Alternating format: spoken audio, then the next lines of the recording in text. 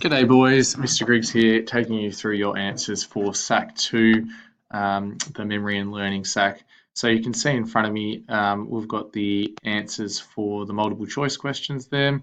Let me know if you've got any particular problems with any of those questions. Happy to go through them with you. So I'm going to focus mainly on the short answers here. The first short answer is in relation to Kelly going to the movies. When she receives an A on an exam, her mum takes her to the movies due to that exam, so that immediately should ring some bells as to what's happening here. On the day she has a headache, she takes a Panadol so she can still go and enjoy the film. So hopefully what you're hearing in this scenario is that Kelly's getting a positive reinforcement for the movies due to the A on her exam. So there's the consequence is that she's receiving positive reinforcement in the form of going to the movies, whereas with the Panadol, she's trying to remove an aversive stimulus. That's a form of negative reinforcement. The negative stimulus is the headache, and Panadol is helping to take that away. So that behaviour's been negatively reinforced. So that sort of answers the first part of the question there. It's a 2-mark question. So you needed to say that it was positive reinforcement and then explain that it increases the likelihood of the behaviour occurring. Remember, if you don't refer to the scenario, you get no marks. So must always draw links back to the scenario, as I've been telling you all year. So the second is asking you about the Panadol, and I've already said that's negative reinforcement, and then explaining that removing the undesirable stimulus is what's being achieved with Panadol.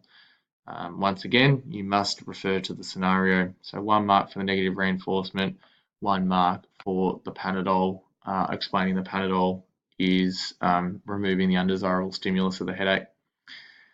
All right, so question 2 was a bit of a tricky one.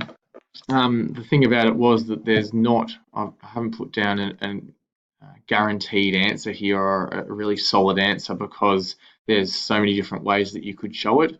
What you've got to keep in mind is that you're looking to achieve 4 marks, so you need to show me at least 4 really solid pieces of information here with relation to long-term potentiation and long-term depression. So obviously two concepts that are on different ends of the scale with relation to learning and memory.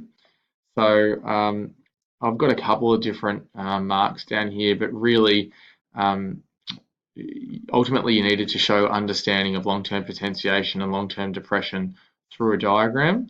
And you can be asked to do this, which is why I've put this question in here.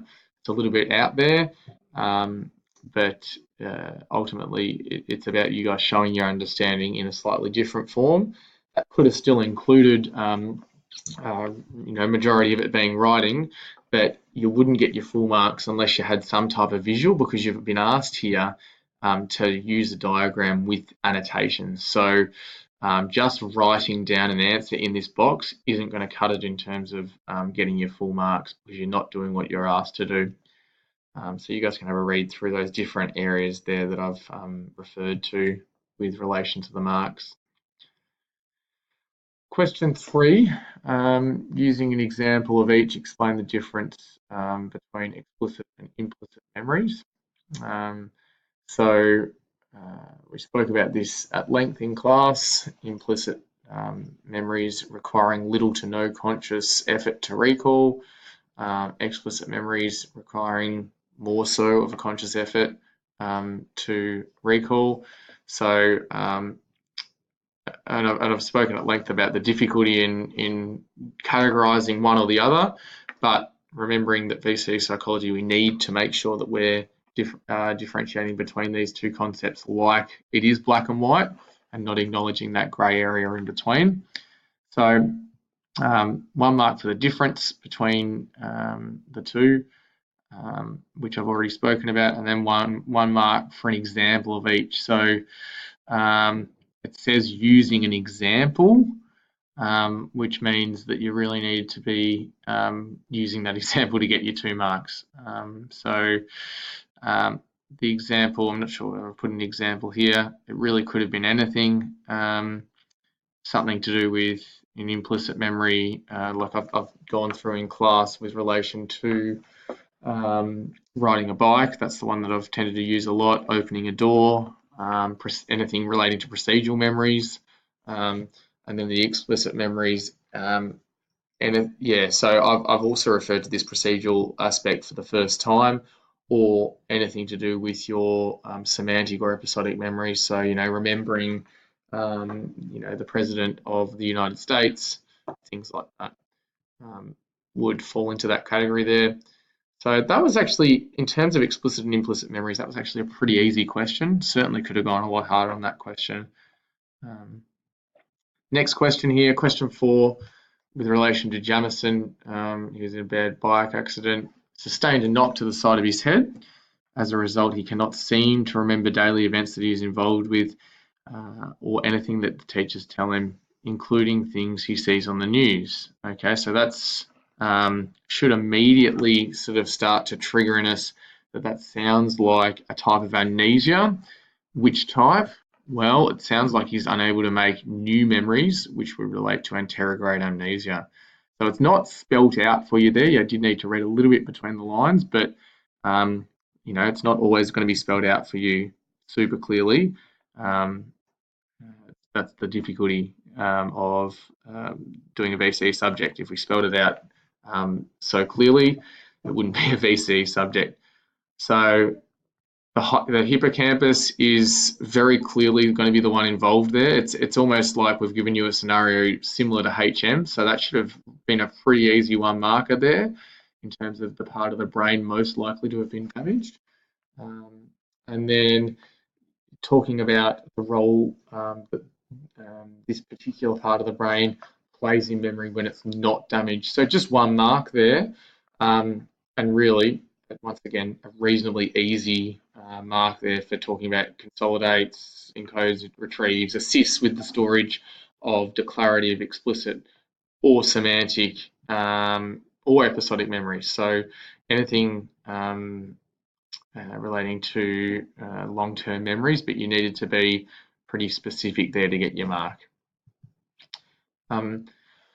Question 5, for each of the following brain regions, please describe 1 way in which they aid with memory. So once again, the brain regions, I've included this twice because, like I said to you guys in class, this is probably the hardest area.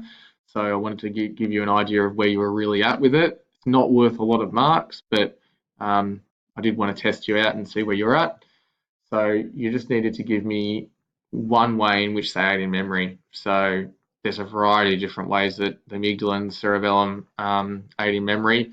I would have thought the cerebellum would have been pretty easy for you with procedural memories because we spoke about tiger woods a lot. I would have thought the amygdala would have been reasonably easy with relation to emotional memories, and that would have got you 2 marks.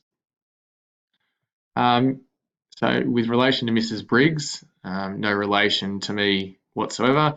So we're talking about her with the cupcakes. She was baking and accidentally burnt her arm in the oven, causing her to cringe in pain and drop the cupcakes. Now, whenever she sees cupcakes, she cringes at the sight of them. It's a little bit weird, but that's the scenario that you're presented with. So using the 3-phase model of classical conditioning, name the phase and explain the process leading to the new association with the sight of cupcakes. So you needed to do your before, during, and after. You needed to go through the formula here and show me that you knew how to use it with relation to the scenario. So basically plug and play the formula that I've taught you guys from day 1 with classical conditioning. And it says name the phase as well. That's really important. So you couldn't just go, it's not called phase 1. You needed to make sure you said before, during, and after conditioning. So 1 mark for labeling it correctly, and then another mark for explaining it with the formula that I've given you guys. So you can have a read there yourselves, but essentially you had to go through that formula with relation to the scenario. The cupcakes obviously being initially producing no response. could be an argument, of course, for certain people, cupcakes produce the response of salivation, but they certainly don't produce the response of burning or of pain. So therefore, in this particular scenario, they don't produce a response. And then, of course, burning yourself response is cringing. That's natural. So therefore, the UCS elicits the UCR of cringing. UCS of burning yourself causes cringing. Repeated pairings of the two. Although in this circumstance, we know that there hasn't been actually repeated pairings. So this is why this is a bit of a difficult one, and this is why I've included it. So even though there wasn't necessarily a burn and or multiple burns and therefore multiple pairings between the two, it could be that there's an association between that's formed even through one trial.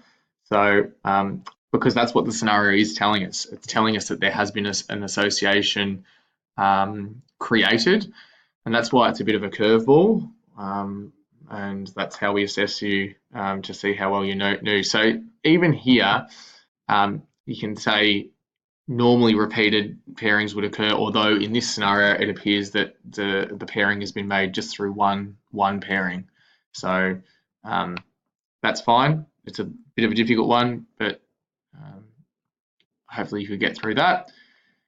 After conditioning, we know that the cupcake, from the scenario, the cupcake now causes the response of cringing. It's become a conditioned stimulus causing a conditioned response of cringing. All right, a month later, Mrs. Briggs is shopping and sees a cupcake shop. She buys a cupcake, does not have any reaction. Immediately that should ring to us extinction, and it's asking you to name the process and explain why Mrs. Briggs does not have the reaction of these cupcakes. So you could have explained this a couple of ways, but ultimately it's because the pairing hasn't been continued. So it hasn't been continually repeated. Extinction occurs when the conditioned stimulus is presented without the initial pairing. So the initial pairing with the UCS. So in this case, the cupcake presented without the burning, and with time that extinguishes the response and it becomes a neutral stimulus again.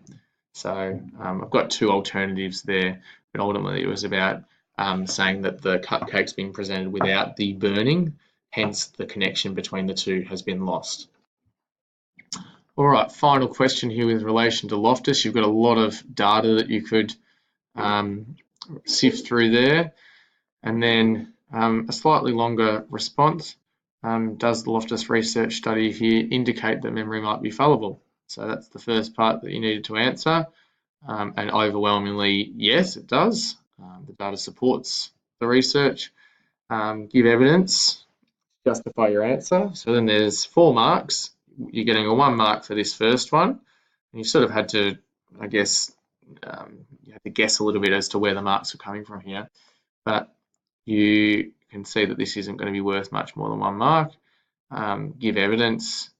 Yeah, that's worth your 2 marks there. And then using the multi-store model, explain how reconstruction of memory occurs. So mark 1 for yes, and then 2 marks for stating why. So using some evidence from throughout this scenario that you're given here to support why it's yes. And then 1 mark for explaining that the process of bringing long-term memories back into short-term memory can lead to new memories being or new things being added to the short-term memories is what we were looking for there. So explaining the multi-store model there, we're talking about long-term and short-term memory.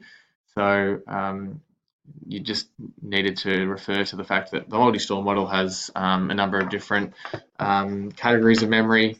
In reconstruction of memory, information is brought from long-term back into short-term, and then in that process, when it's transferred back to long term, new information could be added to the memory.